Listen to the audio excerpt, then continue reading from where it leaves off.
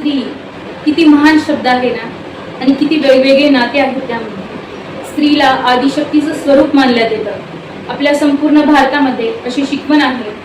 वंदन गणपतीला, बुद्धीच्या देवता गौरी सुताला. वंदन माझे आदिशक्तीला, ब्रह्मांड त्रैलोक्य संचालिकेला. वंदन माझे महासरस्वतीला, विद्या बुद्धीच्या देवीला. वंदन माझे श्री महालक्ष्मीला, वैभव सौभाग्याच्या देवीला. वंदन माझे शक्तीला, शक्ती सती पार्वती शक्ती.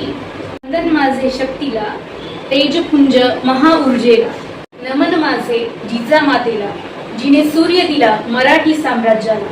नमन माझे देवी अहिल्याला, मंदिर जीर्णोद्धार कार्याला. नमन माझे झाशीच्या राणीला, जिने पळविले इंग्रजांना. नमन माझे सावित्रीबाई फुलेंना. प्रथम